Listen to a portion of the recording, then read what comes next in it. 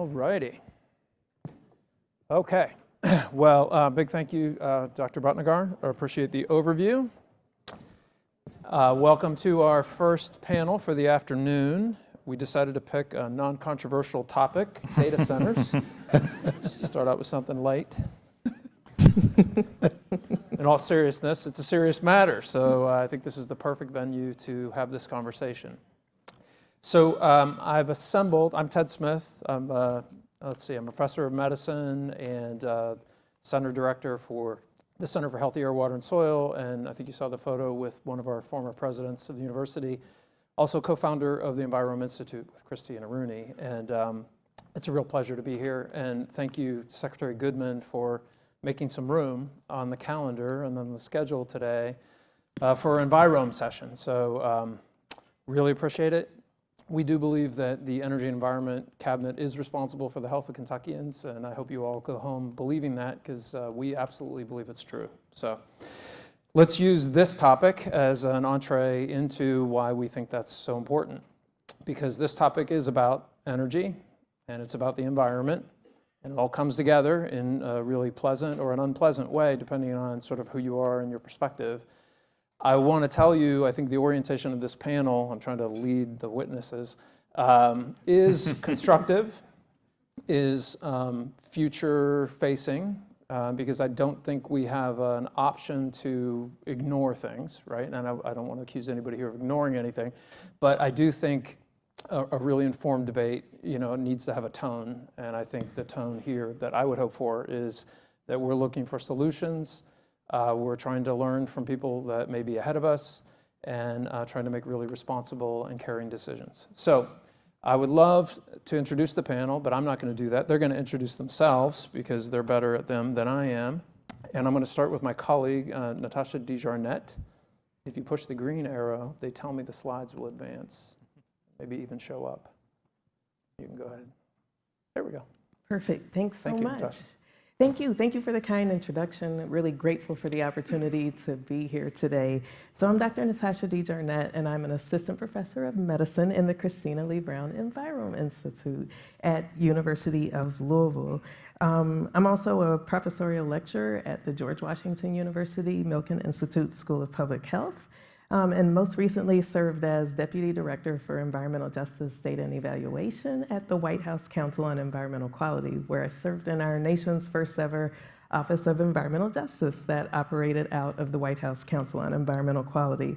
So there I supported the advancement of our nation's most ambitious environmental justice agenda, and that really brought together several roles. I've held roles in government and academia, industry, actually right down the street at Lexmark International Incorporated, and national public and environmental health nonprofits. And so within all of these roles, bringing everything together, my interest has been to advance public health through informing environmental policy.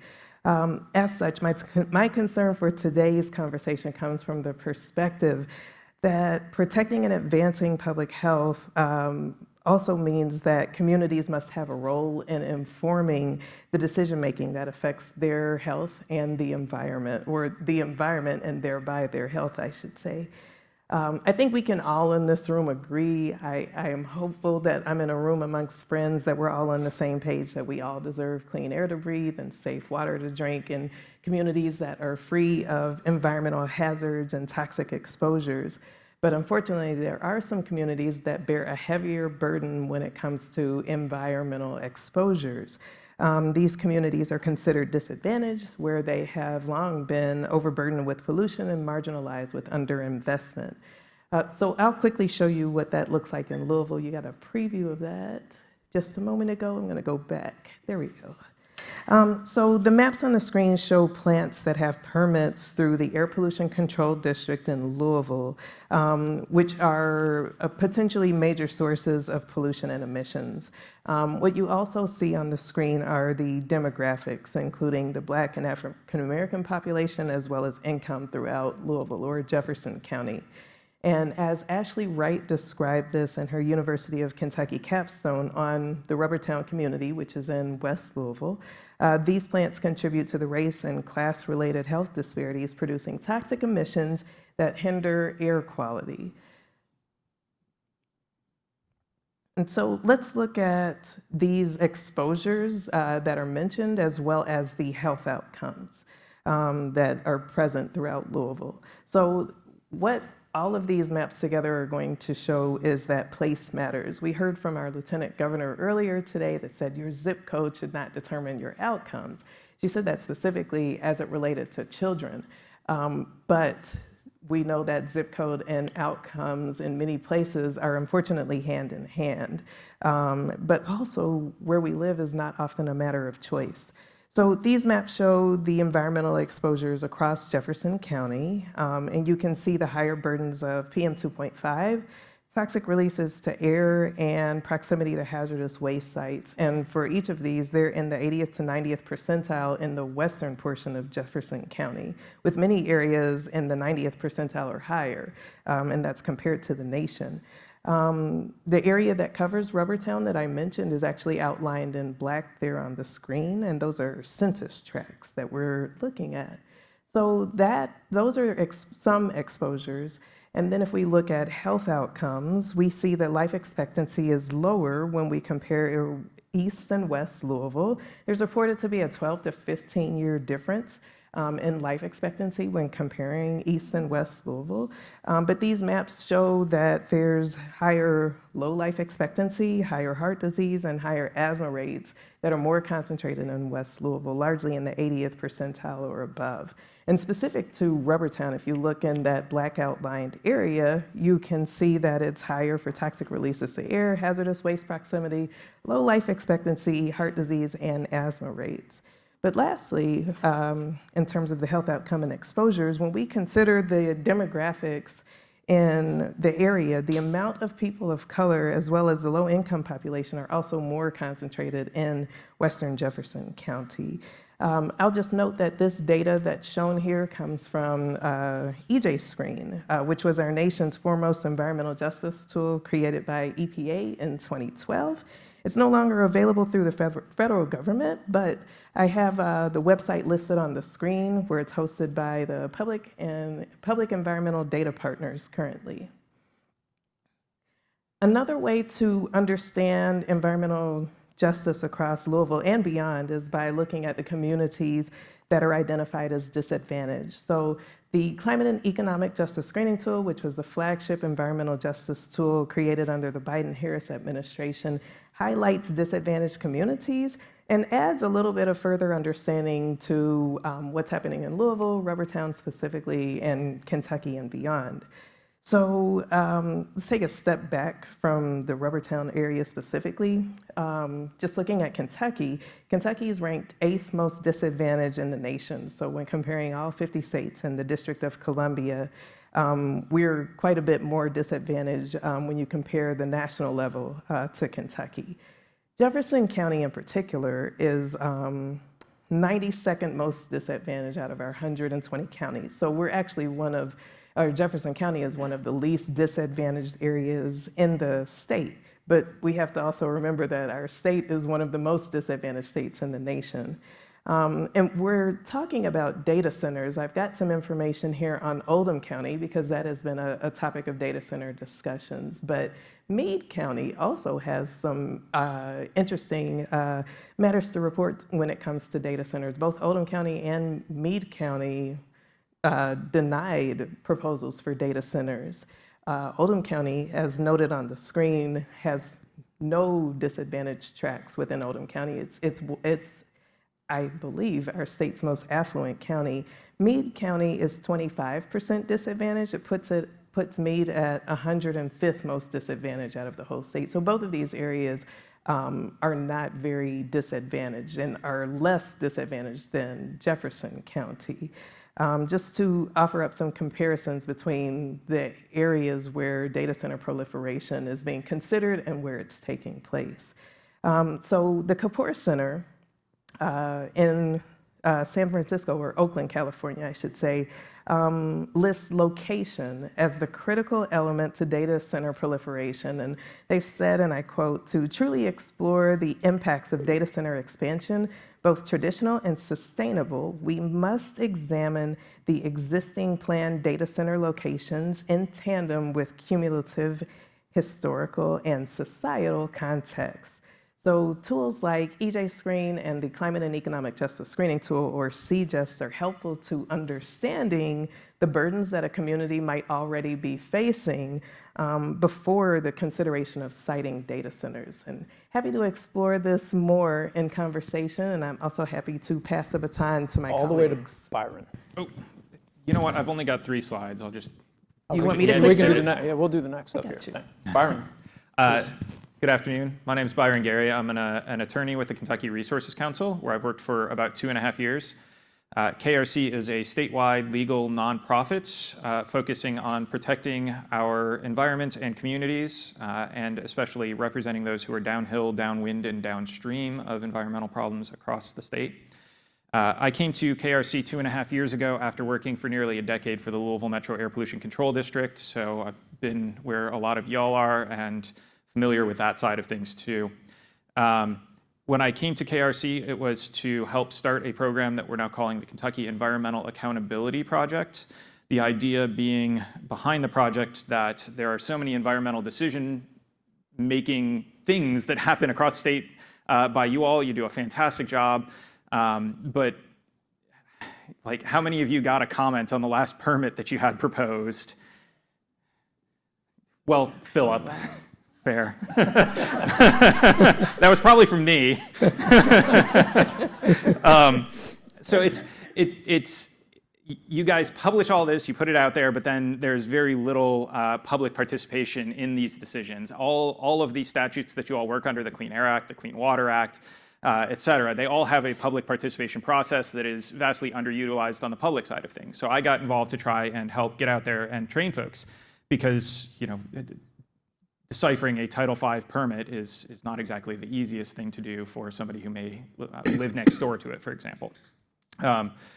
So after starting there, one of my questions while being interviewed for the job at KRC is, you know, by the time it gets to Title V permitting under the Clean Air Act, it's probably already been through the PSC process, so what are you guys doing to address the process at the PSC? Apparently, that's their answer was, you're doing that now. So the other half of my work is before the Public Service Commission, which is also another important energy and environment decision-making body that doesn't have a whole ton of public participation, although more there than other areas, as I've learned.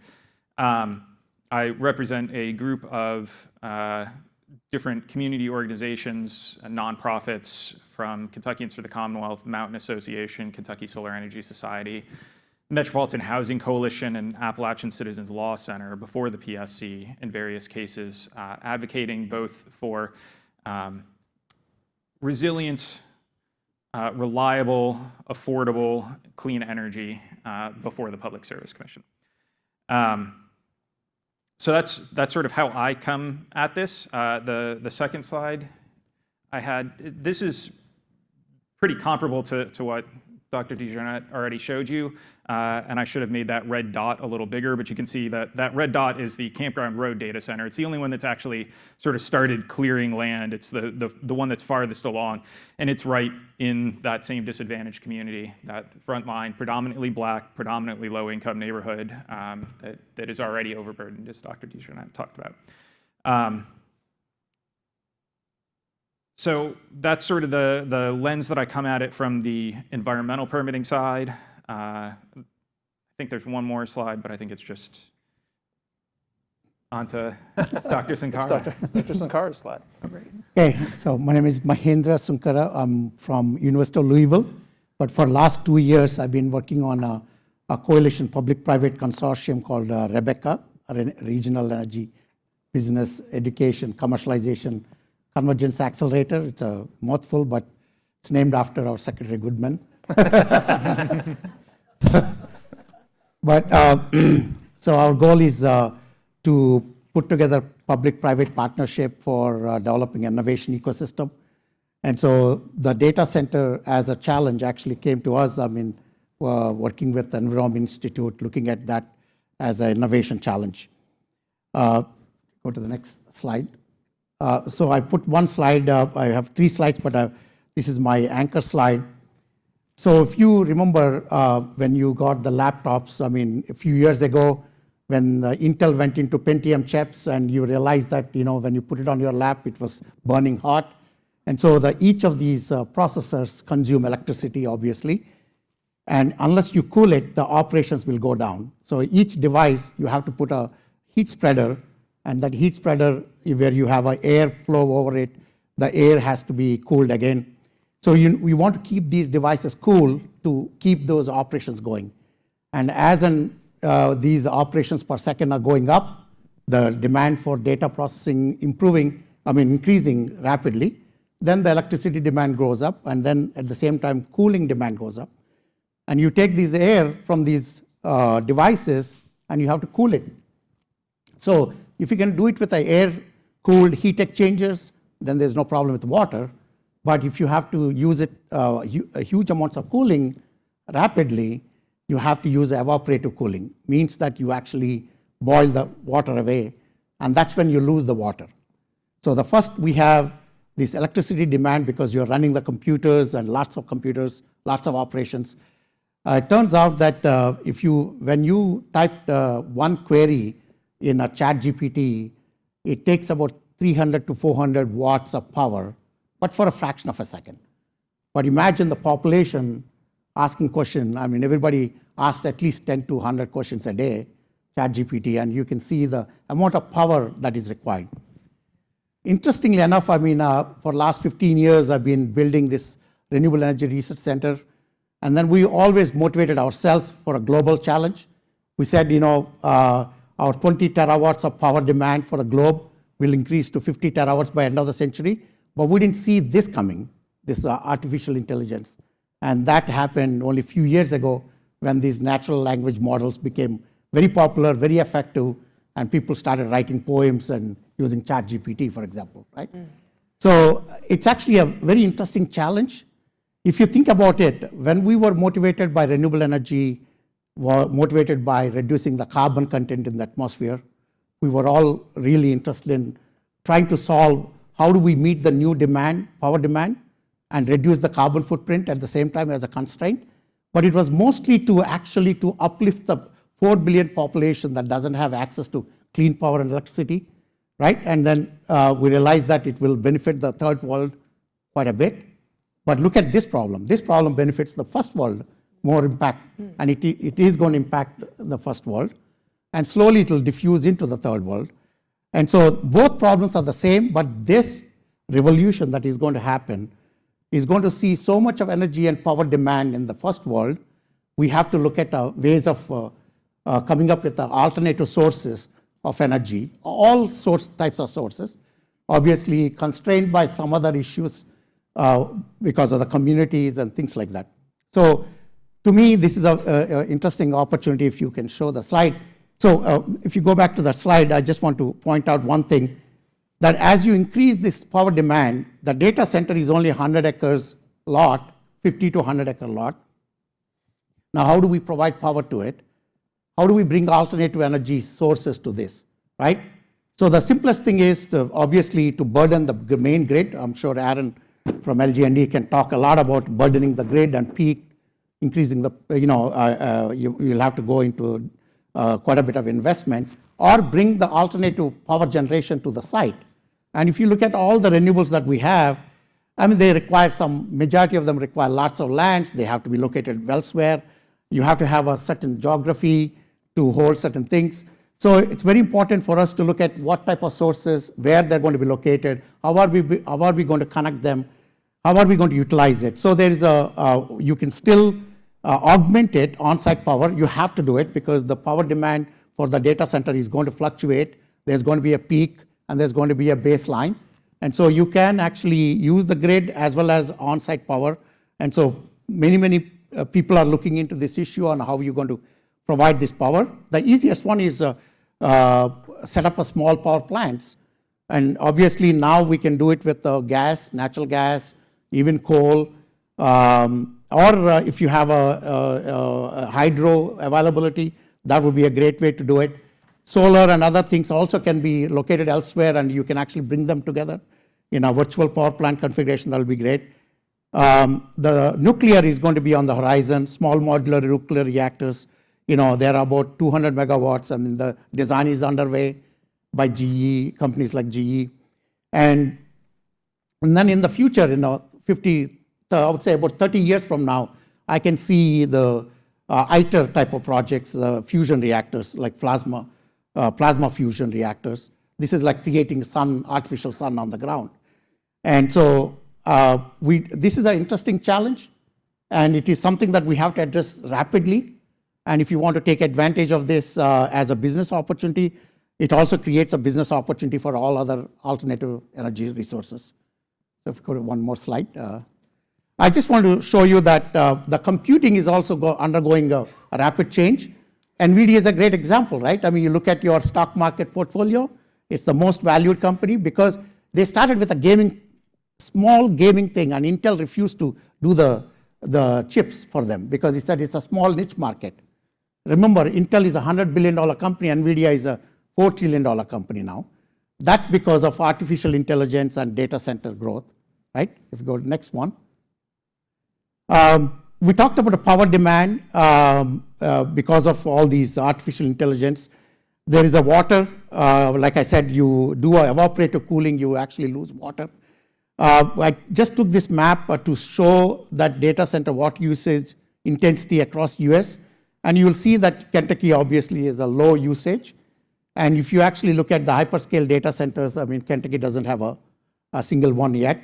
But you're going to see a lot more demand and a lot more reasons to come to Kentucky because of water, because of our state is known for energy producing state. So I feel that we have a lot of opportunity, both economic point of view as well as from technological point of view. Great. Thank you so much. Yeah. Thank you all. Great introductions, great PowerPoint.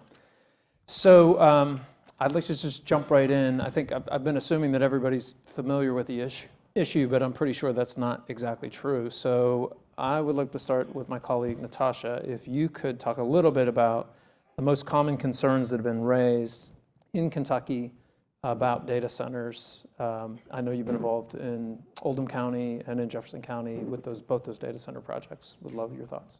Absolutely, thank you.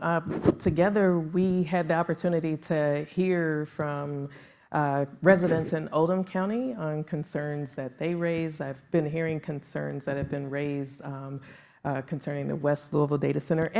And because of those conversations, I've been talking to other national leaders, and I've got a few, and I'll try to be very brief, insights that I'll share with you. From Oldham County, one of the comments that I felt I heard repeated was the concern on property values, how this would affect people's properties values.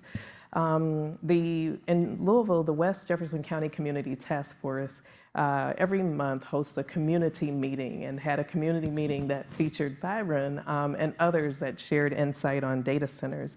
And the topic of conversation that came up frequently during that discussion was the utility costs, especially considering energy justice and populations that are already overburdened when it comes to energy costs.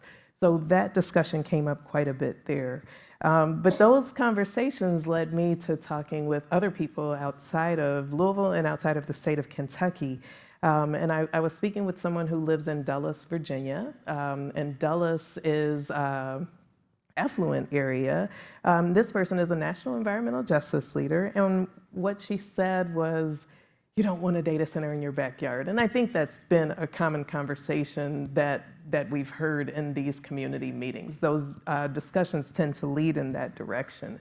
But what she said, I'm just so stressed all the time. She has the burden of having a deeper understanding of how things may affect her. And so what she said that stood out most to me was, I'm concerned of how much my life will be cut short by me living here and the stress of knowing that that is here. So that's something that stood out to me. And another thing that stood out to me, in Oldham County, there was a question that we received about how data centers affect the health of children. And the ultimate answer is that is not fully known yet. Researchers and universities were very careful with our answers, if you can't tell.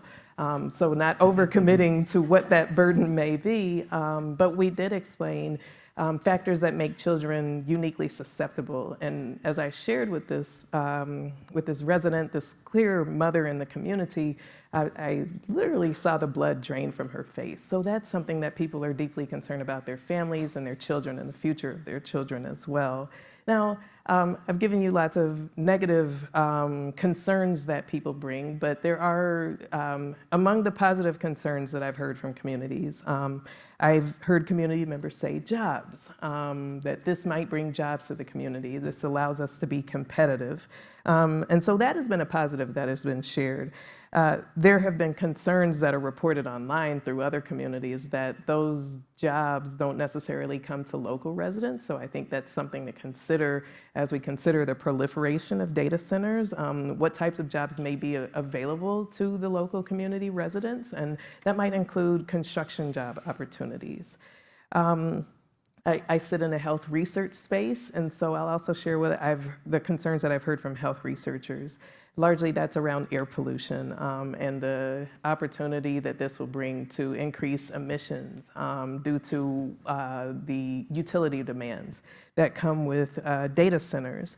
And so increased air pollution is specifically associated with increased heart and lung complications. We do a lot of research in that space in the Christina Lee Brown Environment Institute.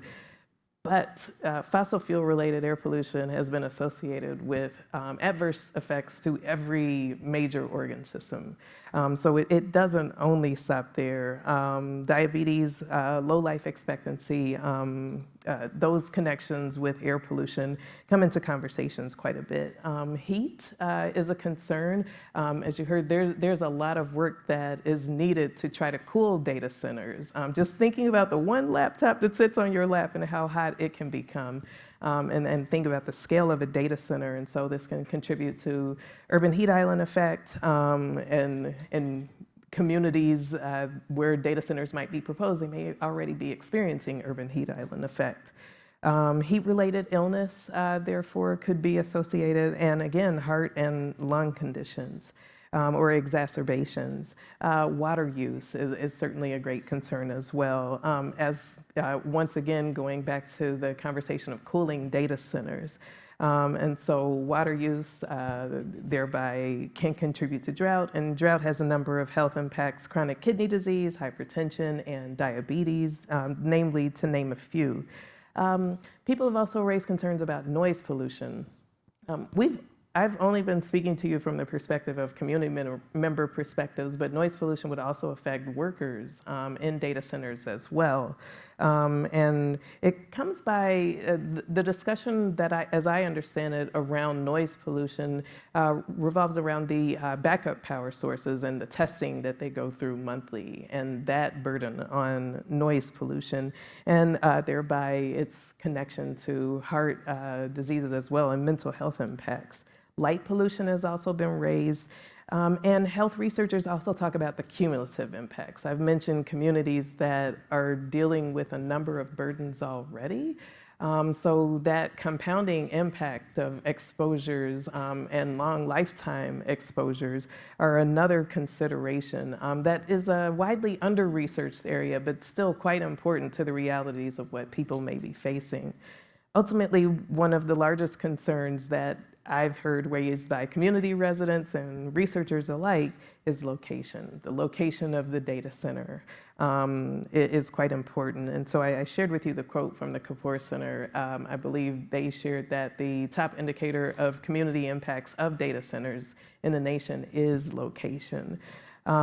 So they're often built in lower income communities where property values may be lower, and they may not be able to utilize the local workforce as it currently stands in the data center, in the jobs. And so I think those are all important things to think through to protect health and to protect communities and to make these least burdensome on communities. And how data centers may also impact the loss of cultural areas. And so I'll leave you in this dark space, and we'll continue. I'll turn the lights on. Yes, thank you, Ted. We'll let Ted turn the lights on. Thank you very much. No, that is a nice synopsis. of just lots of conversation that's going on around this topic. Maybe still in the spirit of the 101 at S. Mahindra, we heard this morning from Kenya Stump and Angie Hatton about the high level of uncertainty about forecasting demand for electricity.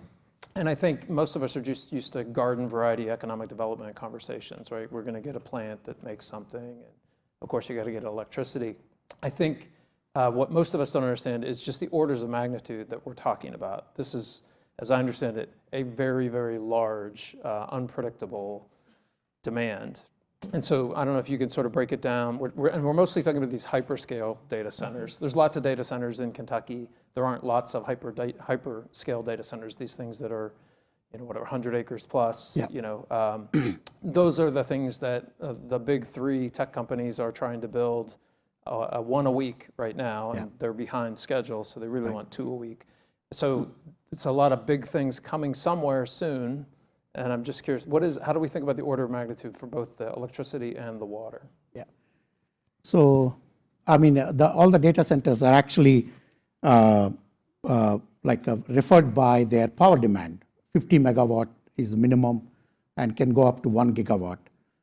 Recently, Google announced a 1 gigawatt data center establishment in an Indian city outside of US. That is the biggest investment.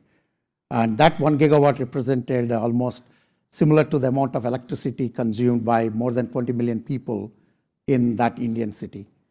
It's a coastal city. They were going to bring cables through the sea and for the data and actually develop that data center. In the context of Kentucky, we're talking about electricity consumption on the order of, it can be 400 megawatt would be similar to Lexington, the amount of electricity consumed in a year. 50 megawatt, 100 megawatt would be similar to like a Toyota plant, electricity consumption. The water usage, on the other hand, is not the similar sizes like that. It will be like a fraction of what a city utilizes, for example. But it is still can be a significant amount when you go in the scaling up. And every state in the union has to figure out how much electricity they could make available in order to support. That's right, and that actually makes it faster diffusion of all energy sources. We've been sitting on the SMR for a long time. We have not acted on it, not just the state of Kentucky, but in general from a technology perspective. SMR should have been implemented many, many years ago. So I think the diffusion of these energy sources are going to happen. I talked to Secretary David Adams in Indiana, and he said they firmly believe the SMRs, nuclear is going to be the way for next 10 years, up to 20, starting in 10 years, like a first commissioning of the nuclear, and then up to 20 years, and then they'll look at alternative things. So I think it is actually an interesting time because it will accelerate deployment of many energy generating industries for the state as well as for the country. That takes me right to Byron, because I think the first thing that we learned in engaging in Oldham County was that the site was being sort of established as a power utility, right? And so, I don't think there is a common approach to declaring what these development sites are.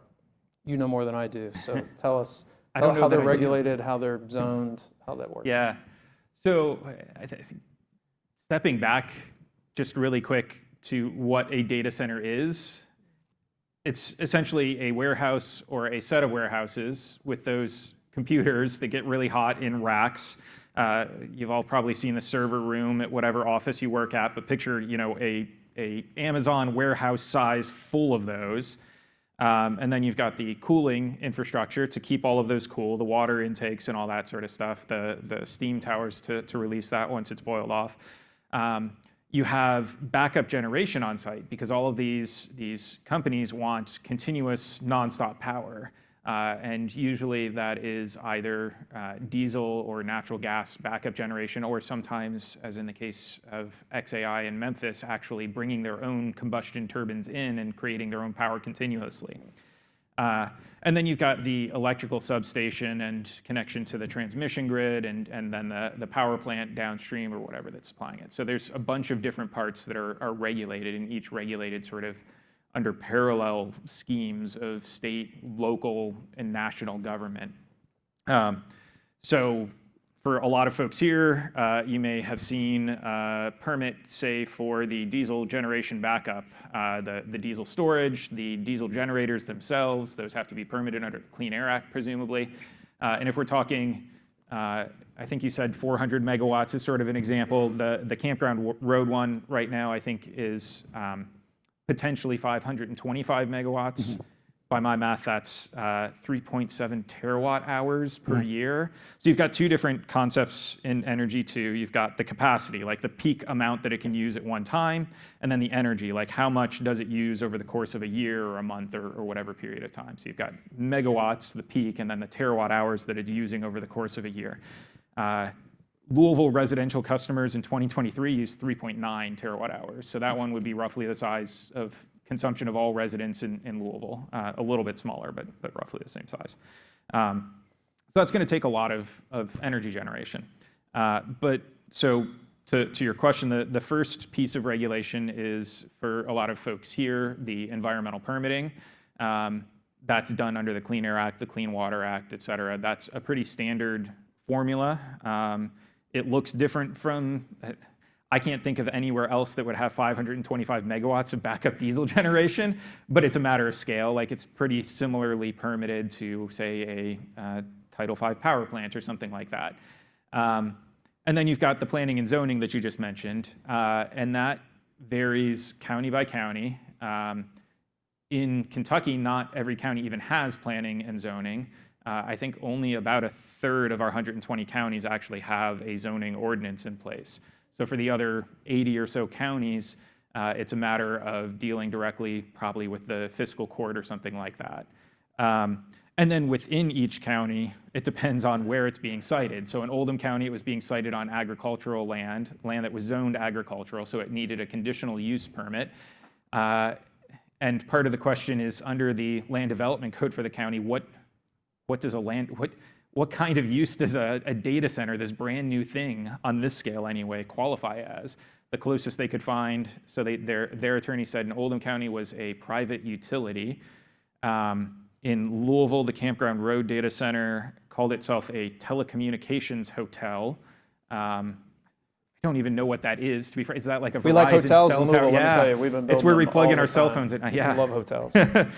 So it's a telecommunications hotel, but instead of being zoned agricultural, because it's in West Louisville, which is already overburdened with industry, it's on enterprise zone and heavy industrial zoned land. So it didn't need a conditional use permit. So there wasn't that same amount of transparency. It just sort of was a permitted right as a use as of right.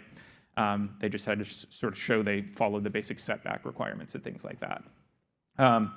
So it varies a lot from state to county to locality, how they're actually regulated. I think that's the case across the country.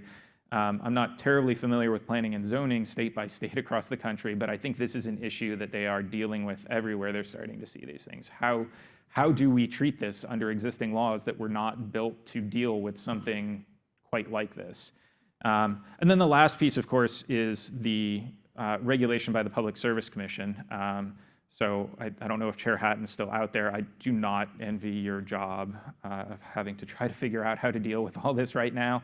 As she mentioned this morning, the load forecasting is extremely uncertain. Think if you're Google trying to find a place for your next hyperscale data center, you're calling Kentucky, Georgia, Virginia, Texas, California, trying to find out what the rates are, what the permitting process is like, how much capacity they have. And each of those different jurisdictions is trying to figure out, do we need to build a power plant to serve this, or is it going to Georgia or Texas or Virginia? So it's really hard to figure out how much of that 20%, I think you said, capacity growth over the next 10 years or something is real, and how much of it that is just duplicate requests across all the different jurisdictions. And then the question is also like, those processes are getting better, as you said. Right. We have new LLMs, large language models all the time. We saw DeepSeek earlier this year in California. And we're unsure, like, is the amount of power we need right now, not just for the searches, but to like train these models in the first place, is that the power that we're going to need for 40 years, which is the lifetime of a gas power plant, for example. So trying to figure out how much that load is real and how much power infrastructure to permit, and then figuring out also part of why I don't emphasize envy the job of the Public Service Commission, figuring out how to structure those rates to make sure that current ratepayers are protected. So they've got the double whammy of a job of making sure that we're not overbuilding, and that also that the rates reflect who is actually driving the costs. Thank you. That's really helpful. There was a piece, I think, in the Wall Street Journal not very long ago that was trying to figure out what to compare this computing revolution to. And the two most recent examples in this country that drove this kind of investment and this kind of building were railroads and the internet. And those industries have very, very different stories. And so that's what makes that whole job much more high stakes. So when you overbuild railroads, you have to, the losers lose, and you literally have to get rid of all that infrastructure. In the case of the internet, when you overbuild like that, there was the ability to absorb all the extra capacity, so there was no discarded infrastructure.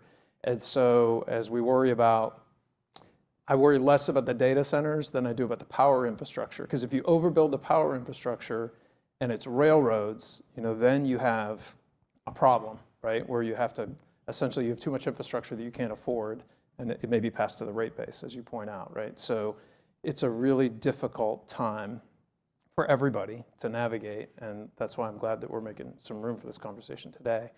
Because the Environment Institute is fundamentally committed to health, I want to ask Natasha if there's something you see that we can take as guidance for how to avoid some of those health burdens. And we talked a little bit about location and siting and all that, but how do you think about how we reduce those health risks as these things are built? Appreciate this question, and I think it is a question that we should all be asking as we're considering these in our communities. There are health impact assessments that can be carried out before the process to help inform the decision-making process. I think it's critical that communities are engaged for the protection of communities' health for what is affecting their environment. They are experts over what they want in their community, and they're experts over what they're experiencing in their community. So bringing the community, valuing their expertise, and certainly valuing their ability to say what they do and don't want in their community, or how they do and don't want that in their community. There are a number of key strategies that are discussed that can help safeguard to protect health specifically. So if we reduce the air quality burden, that is improving protection of health.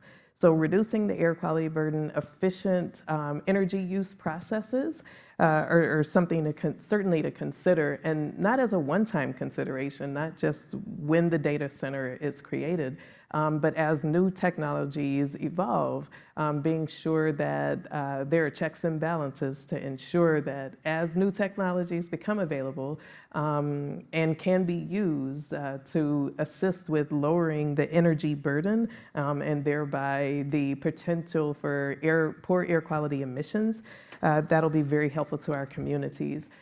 What also will help our communities is protecting water and access to safe drinking water.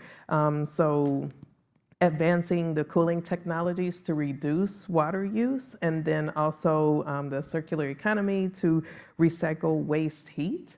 Those processes will also be very helpful to potentially benefit health. Another way that can help safeguard health as data centers continue to proliferate is transparency. That there is an expectation or requirement for public reporting of the data center pollution, data center impacts to the environment, Greater transparency, stricter standards will allow communities to be able to hold the data centers more accountable for what's happening in the community and affecting their health. And lastly in this list is siting. So we've mentioned location, location. So having strategic locations, consider not locating data centers in places that are already overburdened with air pollution. The Kapoor Center I mentioned before, they did a study of California. There's some great studies that are out there in California and South Carolina, but in the study of California, they found that the newer data centers most often were locating in the areas of California that were in the top 10% already for diesel emissions. So considering not locating data centers in places that are already overburdened when it comes to poor air quality and rates of adverse health outcomes. Also in terms of siting, keep in mind the most sensitive populations. We've been talking general across the board populations, but our communities have children, our communities have older adults that bear a higher burden of exposures. Our communities have communities of color and impoverished communities that are more likely to live on the fence lines of polluters. And people that are living with disabilities and a whole host of other populations that are more uniquely susceptible. And so we have to consider those groups within our decision making as well. Again, location is the #1 indicator of community impact as it relates to data centers. The thing is that I think it's really important for us to consider, and I think I think it may be obvious to all of us, but data center proliferation is increasing. So right now, I've talked to you quite a bit about burdens and maybe depressed many of you, but there's a lot of opportunity here because we know that this is proliferating, but we know that there's also much opportunity to intervene and to ensure that this does not cause additional adverse harm, especially to communities that cannot afford adverse harm to continue. Thank you. Thank you. All right, on a positive note, so I definitely heard locating them next to where people live is probably the beginning of a lot of intense conversation, as you might imagine. It's certainly what we've seen across, not only in Kentucky, but across the country. Local moratoria, local regulation, all sorts of things, which I think is absolutely a product of how much physical threat some communities may feel that they're under. On the positive side, Dr. Sankara, you led a consortium of folks to put together essentially a vision for what a next generation data center could look like, how it could function, and I think with a special emphasis on Kentucky and what it is about Kentucky and our various and profound, geology and geography. Could you share a little bit about, kind of a different vision rather than setting up in the backyard next to the other plant? This problem or challenge gave us an opportunity to think about how in Kentucky we can implement it. So one of the things that she mentioned that have to look at siting. The siting itself presents an interesting challenge for data centers. I mean, like from a technical perspective. For example, Microsoft did an experiment where you can take the entire, like a trailer size data center and just put it in an ocean, and use that as a cooling. So something like that, we can even think about it in Kentucky. We have a aquifer, for example. I'm just giving an example. We have caves, aquifers, we have mountains, hills. So we have a large areas where we can put solar panels. So there are many ways we can incorporate a lot of renewable energy projects and interesting placements for data centers themselves, to reduce the water demand, the cooling demand. We also can integrate all of the renewables. For example, a model called virtual power plant management model. It's like a microgrid. Without burdening the main grid, you can actually turn on some of these renewables to provide the power when you need it for the data center. So Kentucky offers all of those advantages. And so what we did is we put together a consortium and applied for a grant to a National Science Foundation to set up a collaborative facility where industry and academicians can come together and develop a large-scale models like the ones that we learned from actually Envirom Institute where they actually look at these large-scale mapping of the data for the city-wide. Even we can expand it into this area. We actually want to set up a facility where people can come together, come up with a large-scale modeling efforts, and then answer all the questions that you want to answer for siting. Where do I want to do it? Will it impact the community? How far can it impact it? How can it impact the pricing of the energy pricing? How can we integrate more renewables into that particular data center establishment? So I'm really hopeful that we get funded and we get to work on this, and I think it'll be a very interesting thing for both industry as well as for academic researchers. So until we have the data center of the future, we have the ones that we have now. So Byron, do you have a perspective on, I mean, some of this is maybe rehashing some of the territory we've covered, but how to start these conversations about siting, about jurisdictions, because we don't see the railroad stopping anytime soon.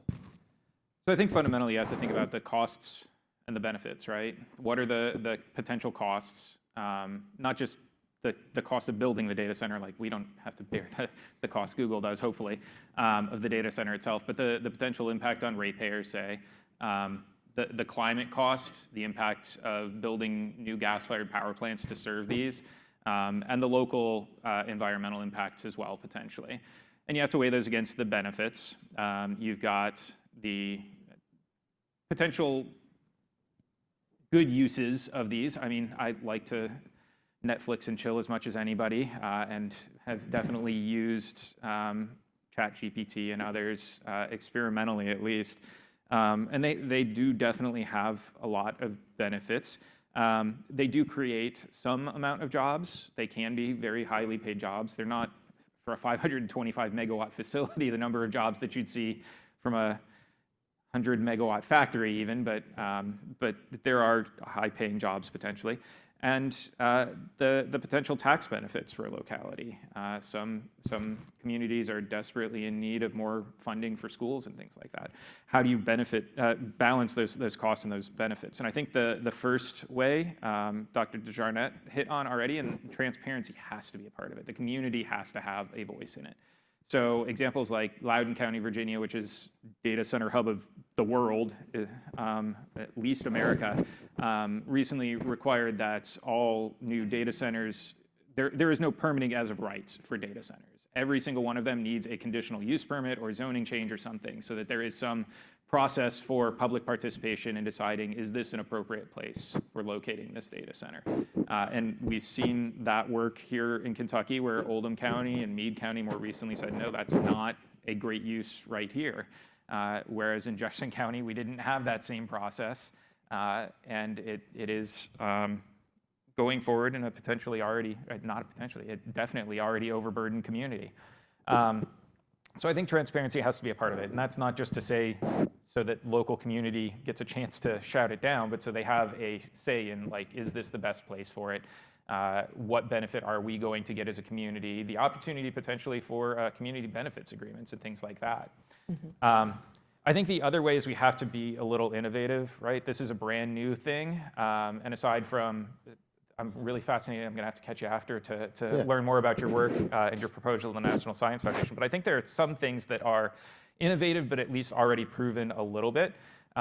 Texas, for example, has large-scale virtual power plants, which I think Dr. Sankara mentioned before, but the basic idea is we have all these smart appliances, smart thermostats, rooftop solar, potentially, not as much here as in other places, batteries at our homes and things like that. How can we network those all together so that when the power is needed, rather than building a new power plant, we can call on all those resources at once? And along with that, you have to have some flexibility from the data center, potentially. Texas also recently, just this session, passed a law requiring that in times of peak demand, when there's potential load shed, the first thing to go has got to be that data center, especially if it's, I think there are exceptions if it's like being used for, government top secret purposes or whatever, they're not getting cut off. But But if it's, Google or Amazon or whatever doing their large language models for public use, they've got to be the first thing to get turned off before residents start losing their powers during the next winter storm or something like that.